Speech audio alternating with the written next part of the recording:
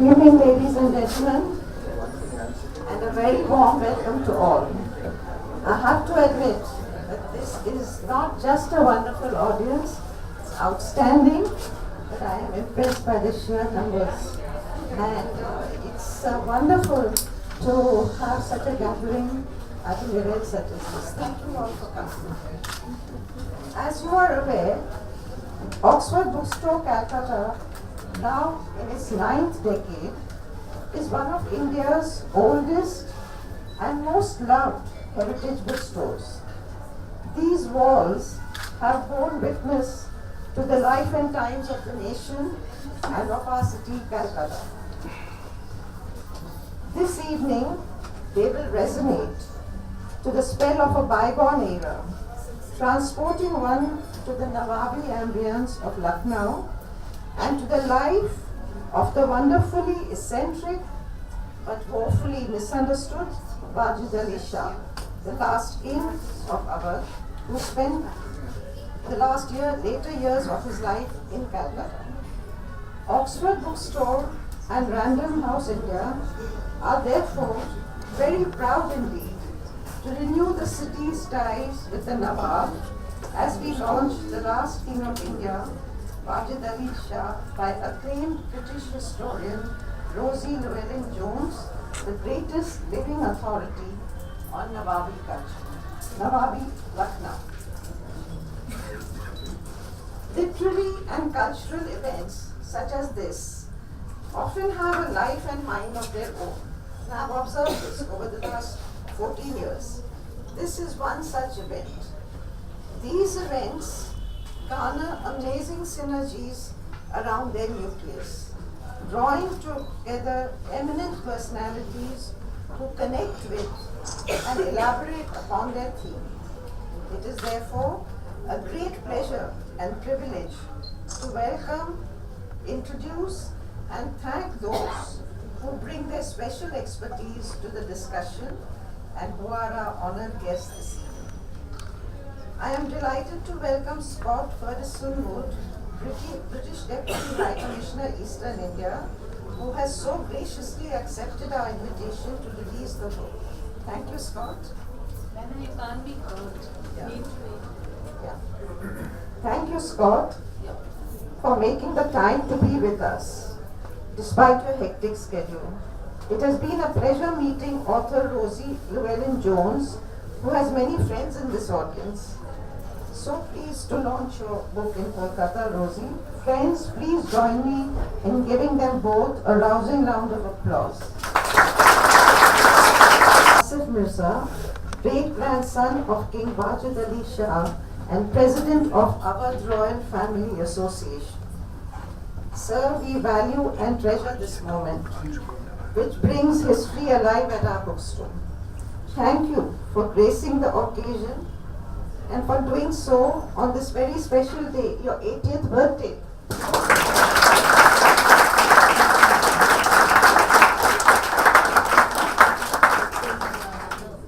We wish you good health, peace and joy in the years ahead in the company of family and friends. Thank you very much. I cannot think of a more heartwarming occasion than this that has happened at our bookstore. Thank you so much for being here with us on this special occasion. A special welcome to Shah Mirza, great-great-grandson of Wajid Ali Shah.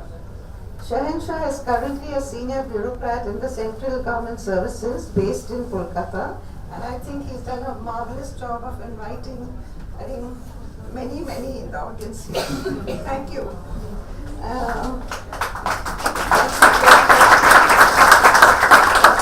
Thank you for your very valuable inputs, and we look forward greatly to your interaction with the author this evening.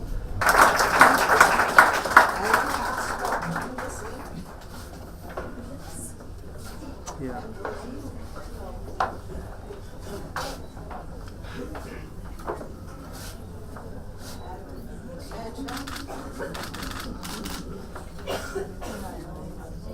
Would anyone else like to add medals to the...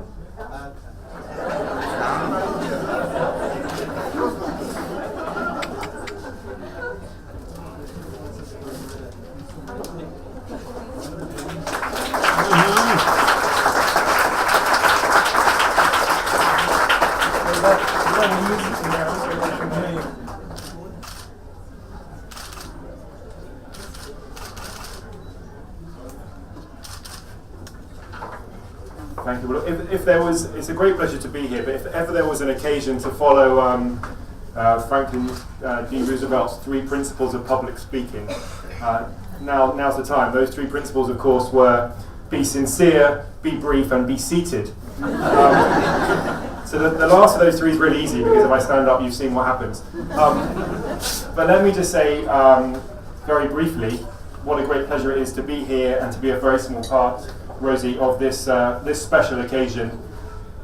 One thing I've realised as someone who has for a very long time been fascinated by all things to do with the UK-India relationship and the history that underpins that relationship, and as someone who for the past year has had a professional interest in those things, is that every time you think you understand an era, a chapter in that history, you discover that actually there are nuances, there are subplots, there are different perspectives, which mean that you can never know everything, you can never have a full understanding, and there's always a need to rediscover, reinvestigate, and learn more.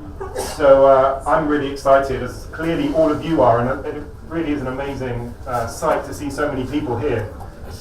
Excited to hear what Rosie has to say this evening. So once again, it's a great pleasure to be here. I'm as interested as all as you are to hear what Rosie has to say. So I'm going to stay seated and enjoy the evening with the rest of you. Thank you. May I request Shah and Shah to initiate the discussion?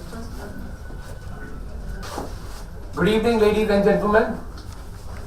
It's a matter of great honor, pride, and joy for all of us that after a gap of 127 years from the date of Wajid Ali Shah's death, we find that interest in our last ruler has not diminished.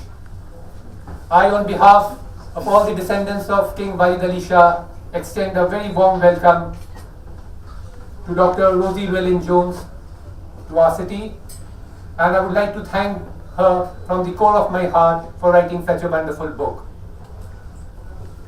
Rosie came up with this idea about 8-9 years ago, and we in our own small way tried to help her, tried to encourage her, tried to motivate her.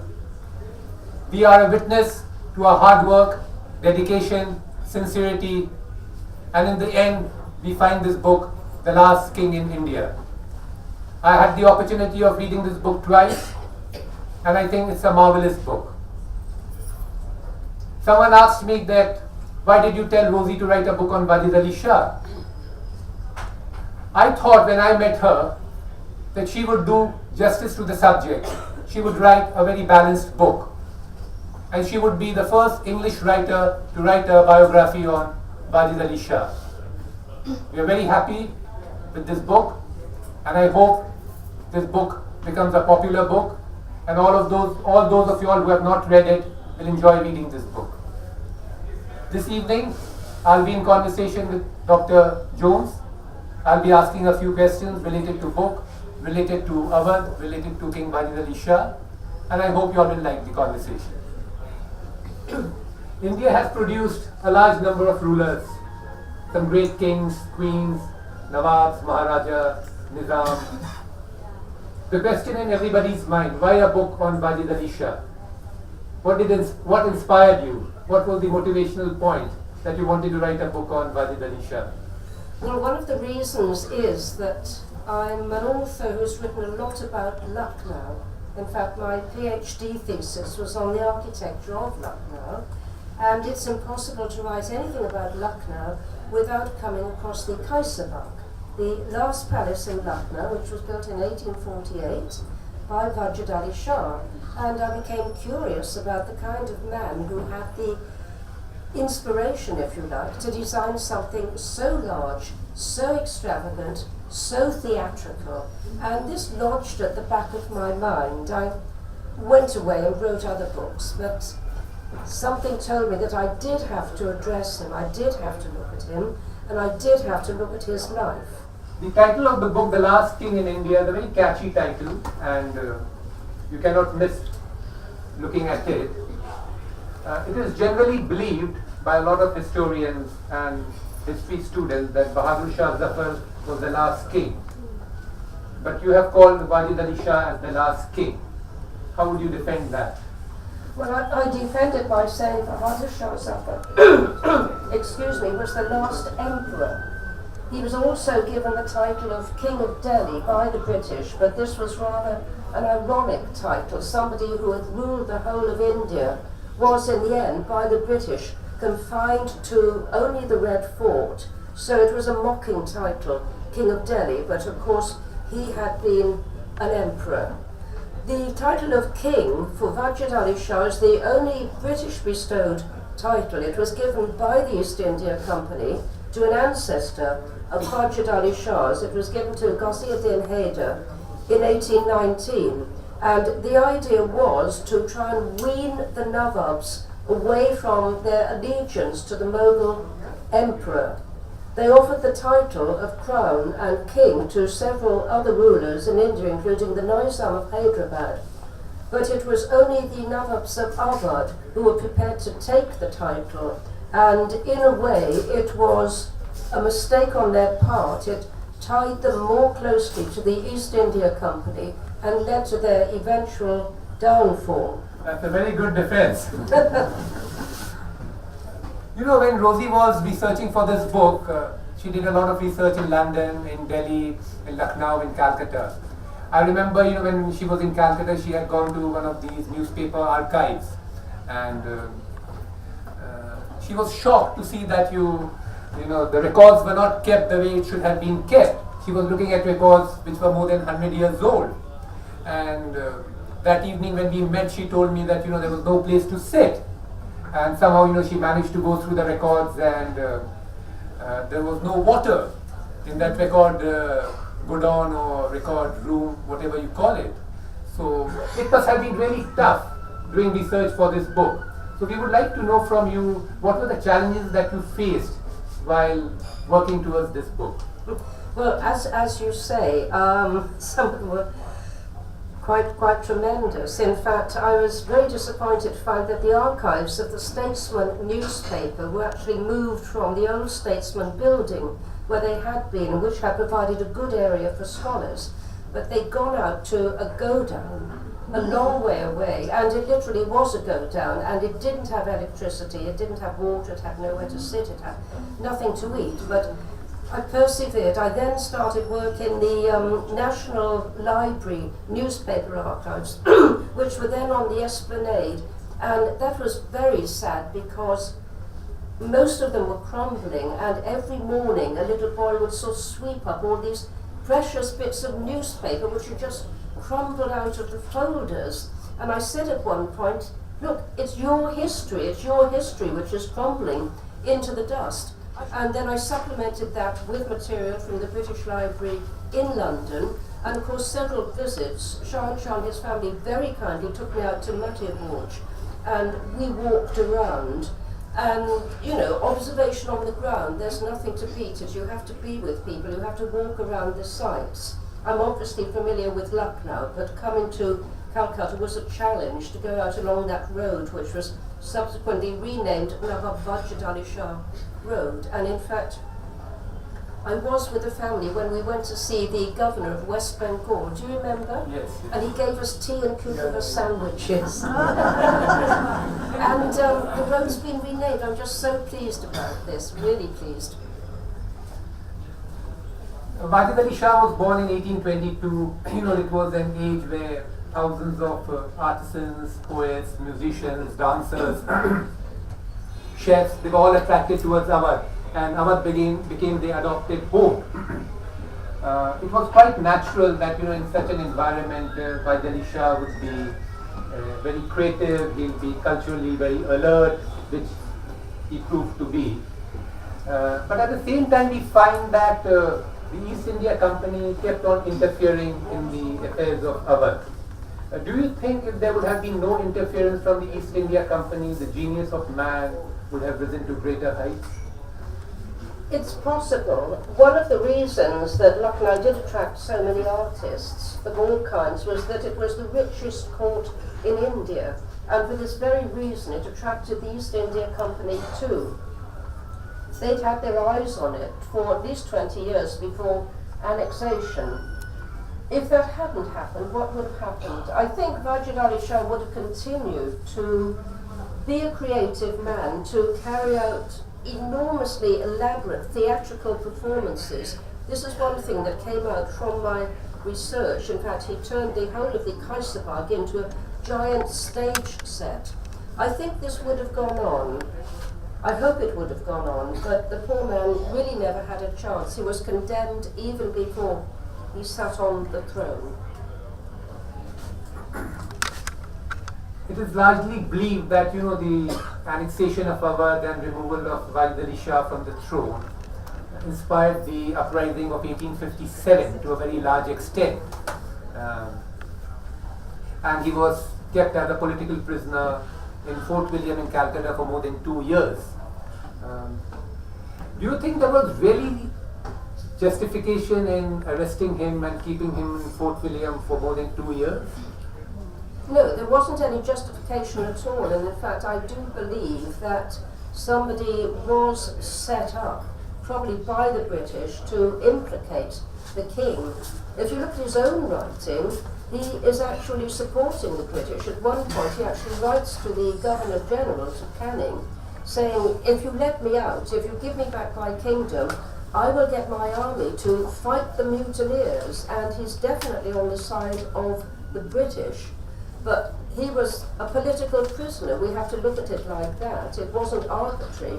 He was deliberately imprisoned because it was feared that he might become a figurehead for the uprising. It's true that the annexation of Awadh did lead almost directly to the uprising of 1857, but there were other local causes. It was not just that. There was unhappiness in Delhi, in Jhansi, in Gwalior, in many other places, but I do believe that it was the annexation that triggered off the uprising. There's no doubt about that, soldiers in the Bengal army, who mainly came from Awadh, said, what has our king done to deserve this? He's always towed the British line, couldn't really do much else. So, they were indignant on his behalf. We find that, Wajid Ali Shah was arrested on grounds of staging an uprising against the British, and it was largely based on a statement made by an individual called Abdul Subhan. And Abdul Subhan was accused of seducing a sentry who was posted at Fort William. And Abdul Subhan was tried, and he was convicted, and he was supposed to be hanged. But just a day before the hanging was to take place, he disappeared under mysterious circumstances. You have hinted in your book that, Abdul Subhan was planted. Do you strongly believe that, he was planted by the British to implicate him and find a cause for his arrest? Yes, I think he probably was. We've got a telegram from Canning, who's writing to Sir Henry Lawrence, who was then the Chief Commissioner in Lucknow, and Canning is saying, can I lay hands on your people here, meaning the people from Lucknow? And he says he's going to do that. And the whole thing about Abdul Subhan is quite mysterious. This chap, as you say, is condemned for seducing a sentry. He says there's going to be an uprising at Matiaborj, and he's in a cell, he's got irons around his wrists, and suddenly he disappears. Who undid the key? Who undid the cell door? And he's never heard of again, so I'm pretty sure he was a British plant. There's actually nothing the British won't stoop to.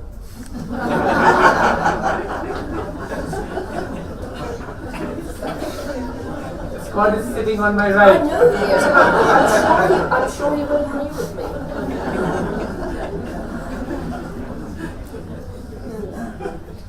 In this book, you have mentioned a very nice line.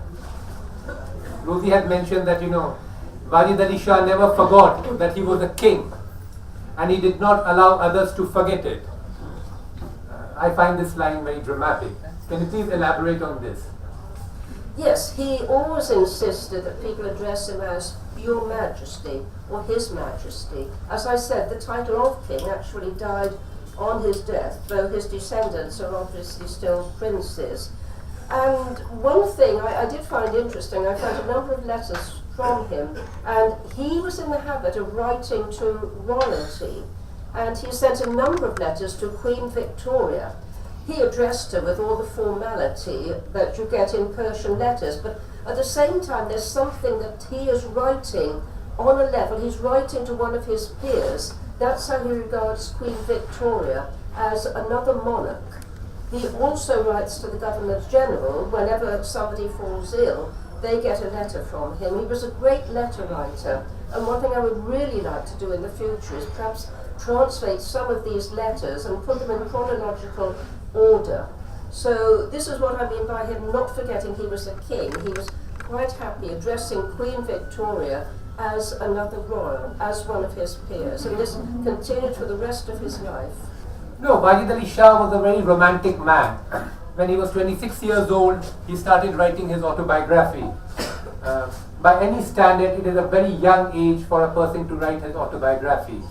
And the autobiography that he has written is of a very high standard. What I would like to know from you is that, had he not been a ruler, would he have become a great poet or a writer of his time? I think he probably would. He was certainly very, very interested in poetry, and yes, I think he certainly would have been better known as a writer and a poet. And in fact, this is what he kept doing in exile. He's often described as sitting at his desk and writing. And he was also very interested in calligraphy too, and he's experimenting with different forms of the Nastaliq script. A man of letters, if you like. I remember reading somewhere that Wajid Ali Shah paid 24,000 rupees for a pair of pigeons. Oh. So I don't know what breed it must have been.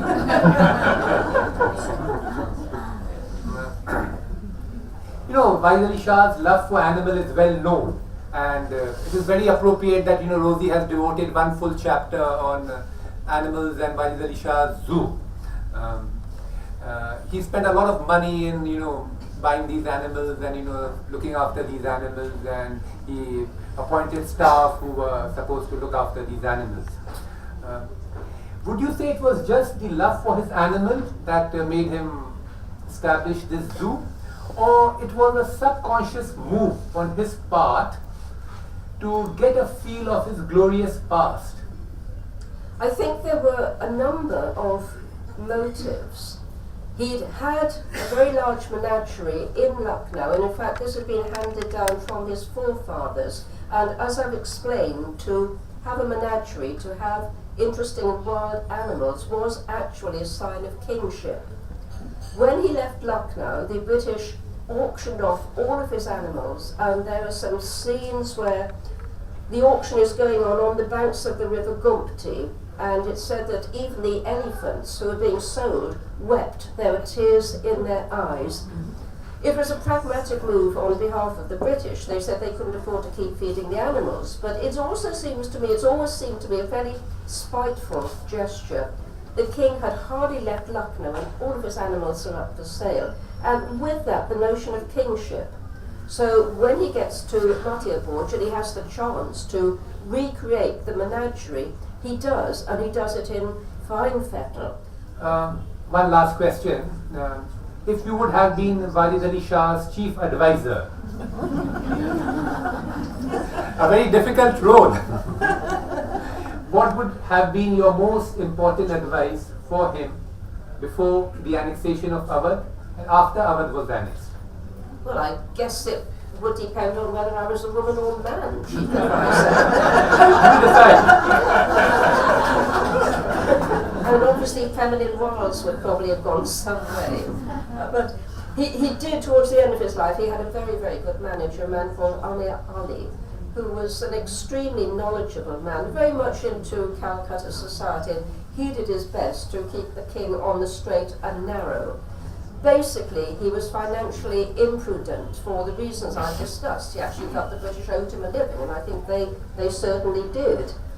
He was gullible. It's rather sad the way that his servants really ripped him off at every opportunity, particularly towards the end of his life. I think, though we don't know his cause of death, I think he probably had a stroke early in 1887, because there's certainly an account of him being in bed for the last 6 months of his life. And during that time, we know the servants were stealing things. They were taking away cartloads of things. Towards the end, they actually took his seals of office, which is like taking away someone's authority. And I think that's very, very sad. So for all his majesty, if you like, he wasn't always treated like a king by his servants. So I'm trying to reinstate him as a king, as a true king. I've finished my set of questions. Now, if there is anyone in the audience who would like to ask any question, yeah. Shah, Just 1 second, I'll give you a right. Brings back a lot of nostalgia listening to you. But what I really wanted to ask you, the earrings that you're wearing, okay, they remind me of the coat of arms in the Baradari in Kesarbagh. I've seen that they had 2 fish. So does that have to do with some sentimentality? I wanted to ask you. It does, yes. The earrings are a deliberate part of the costume. And the idea of the fish is it was a Mughal award called the Maharatib.